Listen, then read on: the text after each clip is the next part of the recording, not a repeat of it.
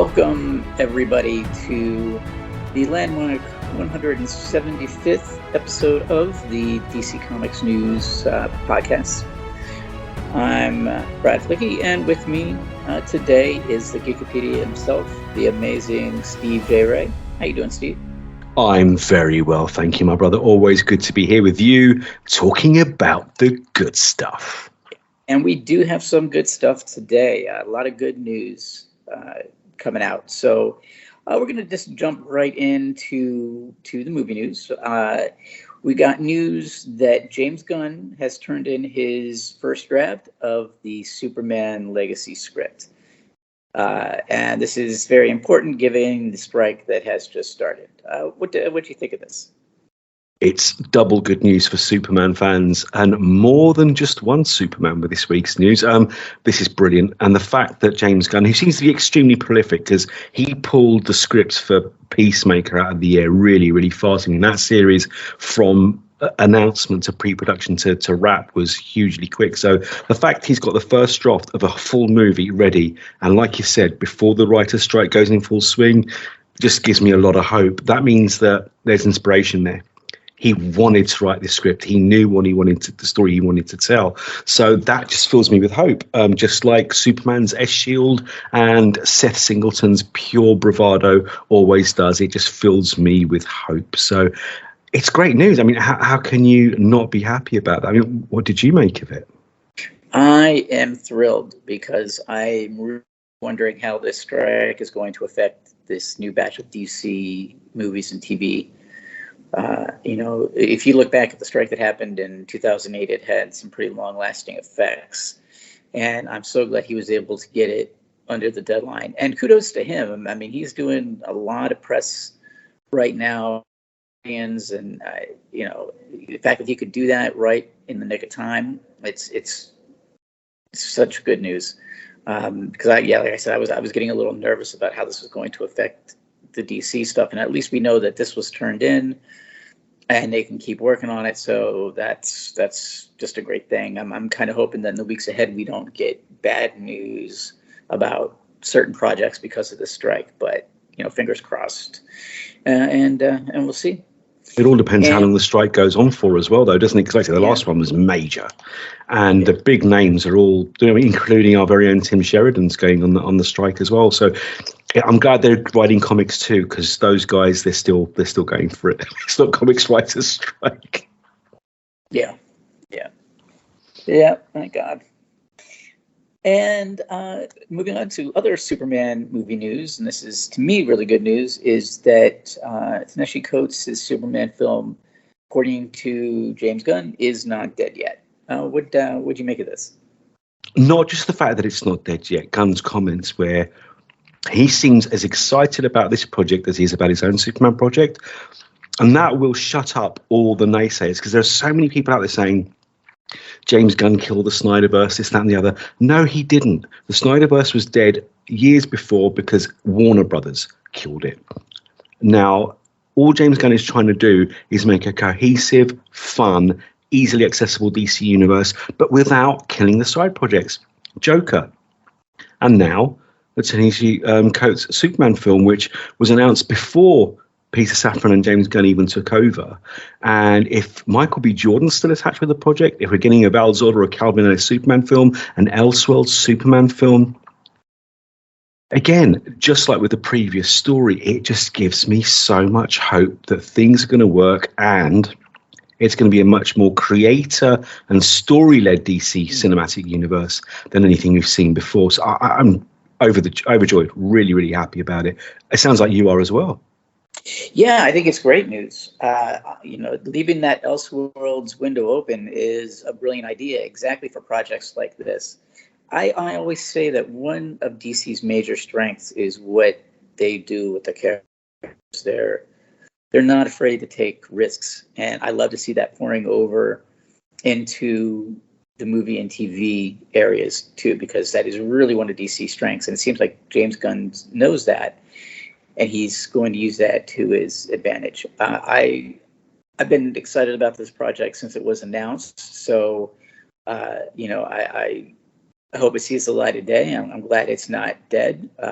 And I think that this is just a sign that we're in for some really cool stuff from the DC film and TV world in the next years. So yeah, I'm super excited. And our next bit of movie news is that the upcoming animated DC film Justice League Warworld has got a rating, and the rating may surprise people. What'd you make of this? It definitely surprised me.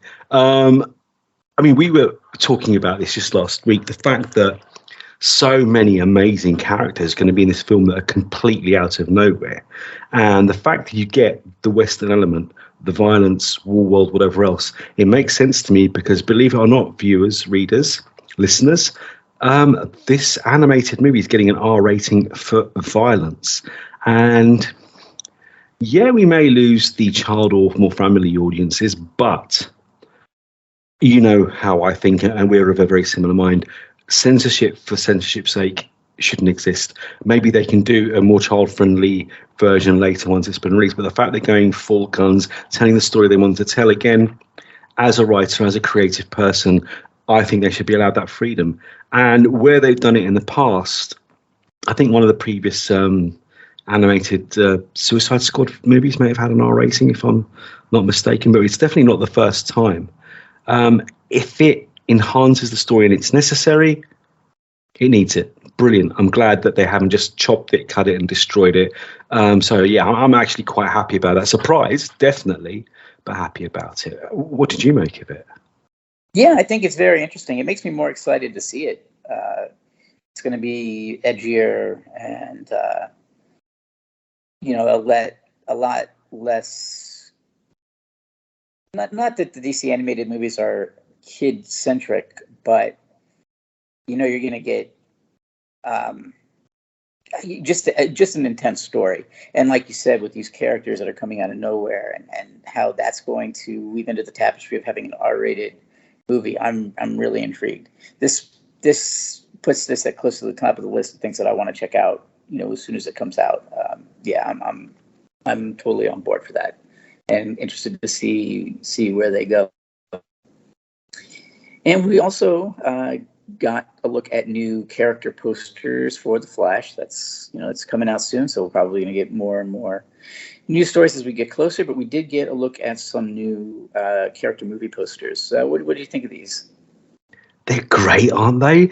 Of course, we had the two massive posters featuring all three characters in recent weeks that we talked about on previous shows, with Barry Allen as the Flash, Michael Keaton's Batman, and Sasha Calle's Supergirl. But now we've got individual posters for each one. And it seems to me like alternate takes on the really moody poster we all liked last week, where you saw them side on with Batman, the Flash, and then Supergirl at the back. Now they've got their own individual posters, but they're slightly different poses. The way that Flash is looking at the ground like, right, I'm going to get ready to put on a burst of speed. Batman pouncing into action, and Supergirl just flying in the air, ready to swoop as and when necessary. So they're really nice atmospheric posters. And that one we liked last week above the full face on like more comic book style poster. So having each individual character in that moody atmospheric pose, yeah, they're great posters and just adding to the anticipation. I really like them. Did you like them too? I did, but I cannot get past the Batmobile. I tried to look at the other posters, but I keep coming back to seeing that. What a car. Batmobile 89. Oh man, that just brings back such great memories, and it just reminds me of how great the design was on that vehicle. It's probably my favorite Batmobile still to this day. I just love seeing it. But yeah, I this just builds my excitement after this. I haven't been this excited for a DC movie in maybe since Dark Knight Rises. And this just gets me more and more excited. So yeah, I absolutely can't wait. And yeah, these posters were great too. And man, I love seeing that Batmobile. And we also got a little comment from Zack Snyder talking about where he saw the future of his DC universe and how the gods connected to Kryptonians. What was your take on this? Now, this one's weird. Um, I don't hate it, but it kind of makes sense in a way. That whole, as it goes on to say in the article, the blurring of the lines between magic and science, because obviously the technology we have today, if you give it to someone from as little as 100, 150 years ago, they'd think it was magic. The fact that you and I can have a conversation live with you in America and me in the UK with almost zero lag and be able to record it and broadcast it for anyone in the world to watch, they would have thought that was alchemy or weird witchcraft 150 years ago. But the fact that he's alluding to the fact that Kryptonians left Krypton centuries ago or millennia ago, actually, if it's the Greek gods, and then maybe mated with humans. And we've already seen it with Jonathan Kent, where it seems that he has all the Kryptonian strengths of his father, but a few of the weaknesses. Kryptonite doesn't affect him the same way it affects Superman. So perhaps over the years, they did become godlike in power due to thousands of years of absorbing yellow solar energy and became gods. And having that link was actually quite a clever thought. And I can't believe they didn't broach that in comics years before. But it's also borders the line between too contrived, too neat, too tidy, and takes away from the magic of the Greek gods and all the wonderful myths and legends that came before. So I don't hate it, but I don't know if I really love it either, if that makes any sense. Yeah, it's a weird one. What did you think? Yeah, I it's the hive mind again. I'm kind of mixed. I think you're right. It does make sense. I think that it would have to be very well done in the movies because I think it may stretch too far from the mythology of the characters themselves. I think to the public it might have been a hard sell and definitely a hard sell to the fans of the movies. So, I don't know. Everybody looks back now and because of the Snyder cut, they love Zack Snyder. But if you remember Zack Snyder, I think there was a while where people didn't like him and what he was doing with the DC movies. And had the disaster of Joss Whedon's Justice League not happened, I think Zack Snyder would have gotten a lot of slack for this. But I think I think it's a cool idea, and I think he'd been brave to try to pull it off. I wish they could somehow continue the Snyderverse, maybe even in comics, and let him kind of explore what he was going to do. Because Brilliant, because they've done it with Batman 66, Wonder Woman 77, and now with Batman 89 and Superman 78. Mm-hmm. So why not? Yeah, I think fans would love it, and I think, and if Zack Snyder could find the time, I think that would be a very fun comic, and I think it would sell well. I think people are really curious, but yeah, I think overall this would be kind of a hard sell, but yeah, I guess we'll never know unless they do bring it to comics. I guess the thing is that for a general audience, it might be a lot more palatable. But for us old school comic book nerds, we'd be the ones who'd protest the loudest. I think that's probably why I'm torn, because it's, for a storytelling perspective, it does make sense. Mm. Yeah, I agree. It does. It would work, and you brought something up too that it's that I'm kind of curious about too, is why didn't they try this years ago? It was a good idea. I mean, that seems. That would have seemed a great way to unite everything in the DC universe. So yeah, that was kind of, it seems like a bit of a missed opportunity in the comics. So, but yeah, and with that does wrap up our movie news. Pardon the siren in the background. We are going to move on now to Brad's move to Gotham. That's what's happening. Yeah, right. We did get some, man, it is good to have an episode where we have good news. And our first TV story is definitely in that category to me, and probably to you too, Steve, I'm guessing. Sweet Tooth has been renewed for season 3. What do you think of this? Now, this story is fantastic for a couple of reasons. One, because the news, as you say, is wonderful. That's as good as news as you can get. But then we get the bot from the blue is not only has it been renewed, it's actually already finished recording and is in the can and is already in post-production. Like, What? Amazing. So they're actually going to go ahead of the comics as far as I can make out. Does this mean we're going to get the third season in the comic books as well? In that case, triple good news. Bring it on. It was one of the most original, different, quirky, fun, heartwarming, clever pieces of TV and comics in recent memory. I can't think of anything as original as this since probably Fables, and before that, Sandman and the Alan Moore era of Swamp Thing. And the fact that we got the comics and within a couple of years we got the 2 seasons of TV, it's amazing. It just shows that there is a market out there for comic related products and comic books that aren't all about superheroes. And while they're my favorite, I will love them forever. Sweet Tooth and its ilk, it just makes me so happy. Now we've got a Sandman TV show. It's just great news all round, Brad. I mean, I know that you're happy about it. Yeah. And, you brought up a good point of it. It's going to be ahead of the comics. And I think that definitely you will probably hear news soon that they are going to continue the series. When the first season came out, we got that continuation miniseries. So I don't see why they wouldn't, now that season 3 is already there. And I just love that this show was well received, because I was just afraid it was going to get lost in the shuffle, and it seems like it hasn't. I just started the second season, and I'm really enjoying it. Jeff Lemire is such an incredible writer.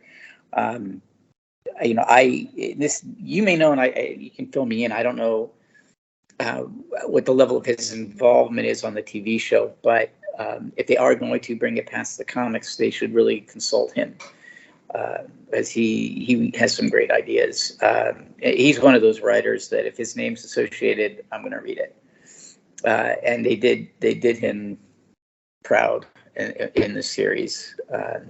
So yeah, it's just great. I'm sure he is involved at a producer level, or at least on a consultant level. He has to be, because obviously there are always variations in any adaptation, but it's pretty damn close to the source material. Mm-hmm. So I think he has to be involved in some way or another. But it's one of those projects. I mean, I think you mentioned when we were talking about season 1 that this is one of those shows that I know people who love Sweet Tooth, the actual TV show. And when I told them, that's based on a comic, they've all gone, what? How? That's nothing like any comic I've ever seen. Because again, they still think that the only comics you can get are either Archie, kids, family, funny stuff, or superheroes. And the fact that this kind of story exists and it's based on a comic book really has...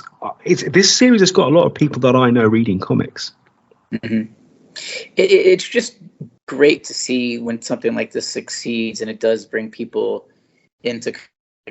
And now, I think there would have been a time that if it had been based on a comic, that'd be working against it, and that would turn people off. Now it brings people to it. What's based on the comic, well, then it must be good, and that's pretty amazing. And I love that. It's almost comics may never get the respect they deserve, but I think they're getting closer, and it's a beautiful thing to see.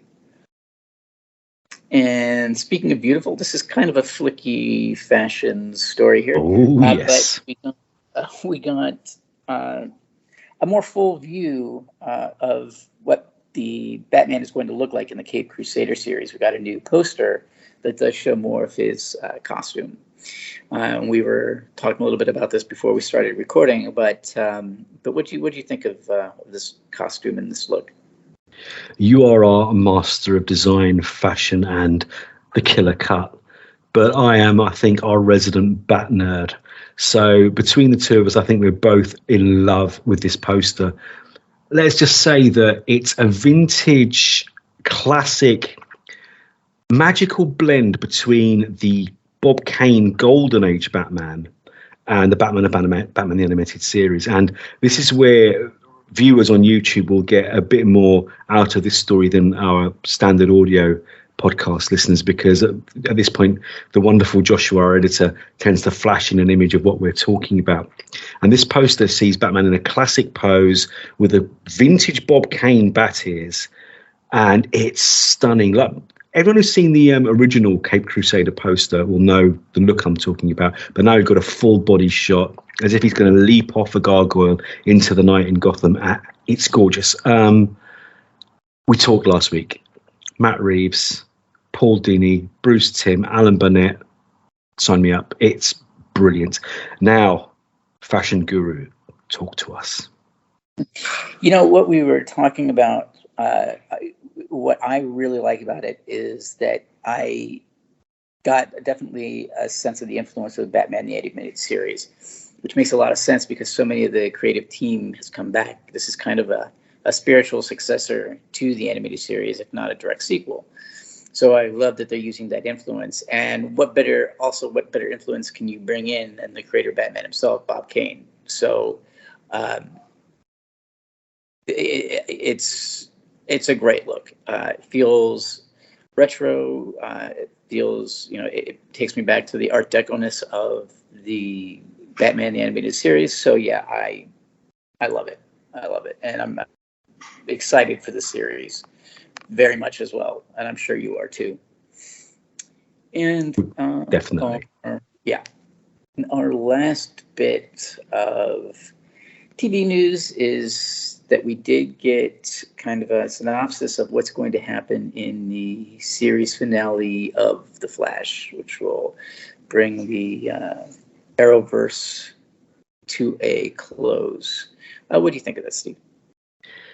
What I love, even though I am very sad about the Arrowverse coming to an end, it's been a decade and some amazing stories have been told and some amazing characters introduced. And that's what the main excitement comes for this closing chapters of the final season. So many brilliant characters, both appearing for the first time and others coming back to see the show out in a blaze of glory. When you get that level of creativity and love for what's come before, you know how I feel about any creator that can build and give you something new, but while rejoicing and celebrating what came before rather than whitewashing it and erasing it. That's the kind of storytelling I love because it's actually harder to do. It shows that those writers are actually better writers than people who just come along and say, no, I'm going to make it my universe, my story, and that's it. So it just adds to the level of excitement. It also gives you that bittersweet twang that, yes, it's ending. But I'd rather have a planned ending and a series coming to a natural close with a real finale than, like we always talk about, one season and it's cancelled before it can even flourish or become what it's supposed to be. So brilliant, really happy. I mean, what did you make of the revelations that we can talk about without being too spoilerish? Yeah, it is sad that it's ending, but look at all the amazing content that we got out of the Arrowverse. Amazing content that would not have been possible 5-10 years ago in the way that it did become reality. All the shows were pretty top quality. We had a little missteps, which is behind the scenes drama with certain shows. Batwoman was great, but it never was able to take off like it could have. But overall, we got an amazing amount of top quality content from these shows. And that's all you could really ask for. Most TV shows certainly don't last 10 seasons, let alone, or 9 seasons, let alone have all these other tied-in shows that lasted almost just as long. So I'm happy with the level of content. And as far as it looks like Barry Lyndon's going to be trying to save the multiverse, so I'm just wondering if they're going to put in any hints or cameos of, certain things that are down the road, hinting at what James Gunn's got planned. That interests me. Because we saw all the different cameos in the Crisis on Infinite Earths. So bittersweet, but I'm happy that it gets to end on a high note for sure. And that newspaper headline's back from season 1, Flash and the Red Skies and the Crisis on Infinite Earth. So it can't be a coincidence that this season is ending, this final season, at roughly the same time we're getting the Flash movie. I refuse to believe that's some kind of coincidence. Like you said, it's tying in with James Gunn. So, yeah, fantastic. Right, so great way to end our TV and video content in particular. So, what do you reckon, Badge? Should we talk about comics, the thing we love more than anything now? It's a good idea. Yeah, that's good. Let's do that. And what a great way to start. I don't know if you've seen it as yet. If not, obviously it's going to be shared probably at some point today or tomorrow, Sunday. The final batch of comics for December 30th is coming our way, and included in that is DC Pride 23. We've got a sneak peek before the comic comes out as well, though. And again, anthologies. You've said it, I've said it. No one does it better than DC. What did you think of the sneak peek and what we're getting in this year's Pride special? And, you know, one amazing thing about this preview is just the how varied the art is. And it's all great, and it's from all corners, all different styles. That can prove just how important representation is, because look at all the different styles of art that we're getting with this stuff. It's incredible. I love the Poison Ivy, Harley Quinn kissing on the swing. I mean, that might be my favorite, but all of it has such cool touches. And, you know, nobody does an anthology like DC. And their Pride anthologies are generally among some of the best anthology books that they put out. So I think this is something to look forward to every year. So yeah, this is it looks like they're going to knock it out of the park. Yet again, I love what you said, because again, you pulled the thoughts straight out of my brain. The fact that we've got traditional comic book pages, you can classic pen, pencil, inks and colors. You get some fully painted stuff, you get some CG stuff, you get cartoony stuff, fun stuff. But the brilliant thing about all these anthologies, and like you said, the DC Pride ones probably in particular, is the variations of story. And it's great stories, it's character stories, and like you said, representation. It's every kind. Connor Hawke's back, who's asexual, so he's not putting any sexuality in your face. He's just saying that, actually, no, that's not anything I'm into. I love to know a person as a person, forget the physical side of it, and yeah, let me kick some bad guys. Awesome. It's covering every stroke. We get Dreamer back. We get a brilliant moment with Jonathan Kent and John Constantine, which to me is pure magic. You're going to love that story when you get to read it. If you haven't picked up a DC Pride anthology, pick this one up. There is that story we covered a few weeks ago, probably a few months ago, but by now as well, actually. There looks like they're doing a deluxe edition which will collect all 3 DC Pride books under one cover as well. So outstanding. Can't wait to sit down and have the physical copy, because it's not quite the same digital. Brilliant. Really happy about it. Now, something else I'm really happy about is Batman 900, aka Batman 139. I don't know if you read it as yet, but not only is it a fantastic ending to a brilliant story by Chip Zdarsky, it's also a love letter to every Batman there's ever been in any medium, and one of the finest comics I've read in a long time. And a Batman we thought was dead, one close to your heart as a gamer, isn't. Though we knew it, it's good to see it proven. What did you make of this fantastic story? I always wondered how they were going to bring back the Arkham Batman. I knew they would, but this is a very cool idea, because we've talked on this podcast about how great the Injustice comics are, but I think that the Arkham comics kind of get a little bit left behind, and they shouldn't. I think there was some really good Arkham-related issues, and I think overall the Arkham universe is a lot of fun. The games are, to me, have all been incredible, so I'm glad to see him come back. And I think it's cool too is that they can leave it open now for him to come back in an actual Batman game, which I haven't played Arkham Knights or Gotham Knights, so I don't know if he does come back in the game, but this leaves a cool opening for that. So yeah, I'm all for it. And I haven't checked this issue out, but I definitely have to. There's a lot of cool stuff going on, for sure. Oh, some very cool stuff. And let's talk about it. Because not only are we getting the return of the video game Batman, lo and behold, Earth 789 is represented as well, because Michael Keaton's movie Batman and now the Flash movie Batman also returns. Batman 900, the gift that keeps on giving. Well, I think that makes perfect sense too, because they're promoting a movie, and if you're going to bring, Batman, different Batmans into it, he's one of the most iconic. There's, I think that Michael Keaton's Batman got a lot of people slightly younger than us really into the character. So I think it's perfect sense. And not only that, but the Batman '89 series is really good too. So why not? Good. Continue with the character. I think it's a great idea.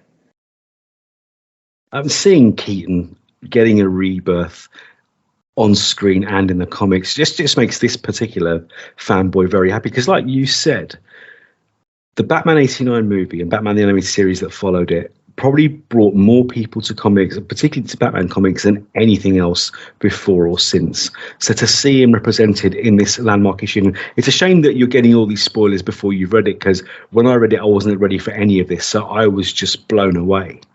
And seeing Keaton on the printed page and on the big screen, it's just awesome. It just made me happy. And it doesn't end there, because Batman walks away with a brand new gadget, which I'm not going to talk about too much in case people haven't read this issue or the previous one yet, but a brand new costume, partly influenced by, well, of all the Batmans to talk about, 66, Adam West. You must have thoughts about this one. Confession is, like, I'm not a super fan of the Adam West Batman costume. I don't like those little eyebrow things going on, but I do appreciate the nostalgia of it. So it's kind of fun to see, even though personally, from a flicky fashion standpoint, it's not my favorite Batman look. But and it's also another series, or not another series, but another version of Batman that is very iconic to a lot of people. So it's good to see that Batman come back too. And it's sometimes good to have a lighter Batman too. I mean, Batman's so generally brooding and dark. It's kind of nice to have a little reprieve from that with this character. So, overall, it's a good idea. But what about the blend of the as polar opposites as you can get, the Dark Knight costume with that beautiful, and actually the Adam West Batman utility belt is probably still one of the smartest ones, one of the ones that does make more sense. What about that combo? I like it, but again, I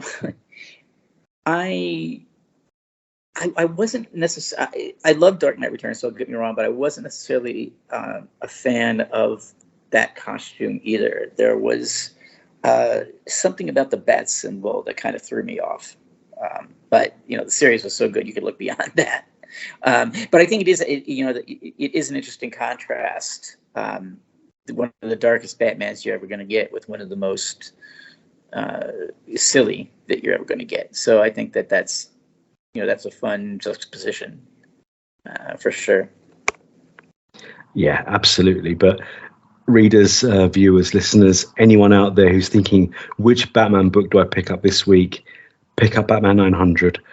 Yes, it's the end of a story arc, but the cameos, the appearances, and the love to the entire Batman mythos alone make this book worth picking up. It's truly fantastic. Now, for our final bit of comic book news, let's talk about 3 new miniseries that are going to spill out of the Justice Society comic by Jeff Johns. And man, this made me smile from ear to ear. Alan Scott, Green Lantern, the Golden Age Sandman. Oh man, so much good stuff coming out. I know you're happy about these stories and the creative teams behind them. Yeah, absolutely. Just the fact that we're getting the Golden Age Sandman back, I can't wait. seems like it's been a long time since we've had a really good Golden Age Sandman story. But but you're also going to get an Adam Scott story, Golden Age Flash story, Stargirl, and they're all 6 issues. Oh man, I love this idea. Yeah, and the creative teams are also great, and they're kind of, to me, up and coming names, because I thought Flashpoint Beyond was really good, and that creative team's getting involved. So I want to read all these. I just imagine sitting down with down the road when they're all out in trade, just sitting down with all 6 and taking a weekend and just reading them all cover to cover. What about you? Exactly what I'm going to do. I think these ones may actually be ones that I get the 6 individual issues for as well, though, because the characters are so iconic. Alan Scott's Green Lantern, love him. Jay Garrick's Flash, love him. Stargirl, love her. I can't not want to read these. And then when you add the fact we've got Jeff Johns, we've got Tim Sheridan, we've got Jeremy Adams, we've got Robert Venditti. To me, some of the finest new writers to come out in the last decade. None of those guys has written anything I haven't liked or loved. So the fact that they're getting their hands on these vintage classic Golden Age characters for a brand new audience who will read these and think, wow, I need to know more about these guys. This guy was Green Lantern in the 40s. This is the original Flash, and that'll tie in with John Wesley Shipp's portrayal of the character in the TV show. Stargirl already killed it on TV. Her last miniseries was also fantastic. Brilliant. Absolutely brilliant. What a great way to finish our comic book stories. Again, our editor Joshua has knocked it out of the park with this news list. So happy. But viewers, listeners, don't worry, we haven't finished. We've also got a couple of other news items. So in other news, let's talk about McFarlane Toys, Page Punchers, and some really cool takes on the Batman family. These are super cool. Do you see what I did there? What do you make of this story, Brad? Yeah, the McFarlane Toys can do no wrong. If I had the space and the time, I'd collect every single DC McFarlane toy and the money. Yeah, well, yeah, yeah, apps. I love it. I love it. And once again, you're so many of those McFarlane toys are things you want to put on your shelf. These are more that you want to let people play with, and I love that. I think we need more of that. But there's such works of art. There's so much care and love that goes into these designs. It's unbelievable. Absolutely. McFarlane Toys, we've said it so many times, are the toys we wish we had when we were kids, but they're here now, and people who do collect action figures rejoice, because you're in for a treat. Because even though these tiny figures are not the superposable ones like your 8-inch, 10-inch, 12-inch figures that you get from McFarlane, they are brilliantly designed. And for me, the icing on the cake is each one of these bad boys comes with the comic book that inspired the look. That to me is what I love about Page Punchers. And now, if there was any toys I would buy, it would be these. A, because the price point is fairly reasonable, and B, the free comic. And when you get Batman, Robin, Batgirl in furs as they were fighting the Frozen from a very famous comic book crossover, you're going to get totally new takes on these characters and totally new stories. Hey, and guess what? You get them with a figure and the story itself. So it's win-win. Comic fans win, toy collectors win, fans in general win. It's just genius. Did they have the Kenner Superpowers line in England when you were growing up? Yes. That's what they and McFarlane have got those again as well. Yeah. And I just talking about it, from what I recall, weren't there like mini comics sometimes included with those? Yes. Yeah, I seem to remember the Kalibak character having a comic. But yeah, and that's another thing I love about these, is that it just brings back brings back those memories of collecting those Kenner superpower figures. Real nostalgia, absolutely. And McFarlane's got superpowers, and again, they've done it with those superpowers figures. They've launched all the classic ones, but they've also launched brand new ones. But you can't tell that they're brand new because the aesthetic, the design, and the feel of them is exactly the same as the ones we had in the 70s and the 80s. So absolutely outstanding. McFarlane toys, they can do no wrong. Absolutely do no wrong. A toy and a comic together. Genius. So now let's finish this episode with some astounding news. Hey, it couldn't happen to a nicer guy.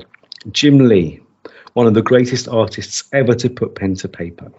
The man who's brought DC Comics to new heights, because you and I say it every week, DC Comics are in a great place. And what is it you always say? It's a great time to be a DC fan. DC fan, yep.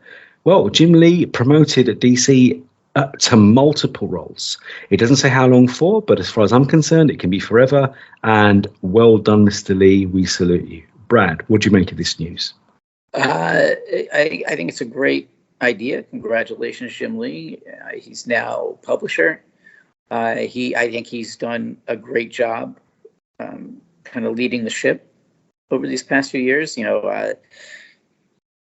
One of the reasons why it's a good time to be a DC fan is because the comics are such high quality. And having somebody like Jim Lee at the head of all that is important. He's done a great job. And I think, as publisher, he's going to continue to do a great job. We're going to get some great books on the shelf. So congratulations and keep up the good work. Well said. Because let's be honest here, there are still those people out there. And it's usually the same ones who want to knock down the DC movies who are saying, oh, Jimmy's been promoted for doing a bad job. What comics have you been reading?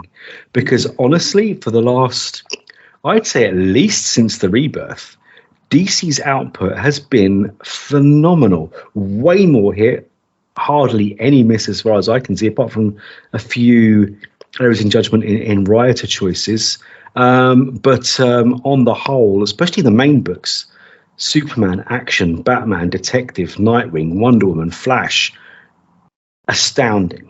And then the anthologies, and then all the different kinds of young adult books, DC Black Label, DC Horror, Hill House Comics. What comics are you reading where you think Jim Lee does not deserve this promotion? It's not just a great time to be a DC fan, it's an outstanding, awesome time to be a DC fan. Sorry, Brad, you were saying. And I had my doubts when Vertigo was ended and everything was into Black Label. I think they've done a great job with the Black Label line as well. So, yeah, like you said, very few missteps. I can't see any. A few artists who should stick to drawing and not writing, and a few screenwriters attempting to write comics and not doing a great job. But the mainstays, especially the core characters, and not even just the core characters, Human Target by Tom King, Blue Beetle, Stargirl, love it, absolutely brilliant. So I think that Jim Lee deserves this promotion, and he hasn't said a foot wrong. And who else could lead the comic division but someone who started in comics? The guy was a comics artist first. He loves the medium. He lives and breathes the medium. So good on you, Mr. Lee. Well deserved, sir. And long may it continue.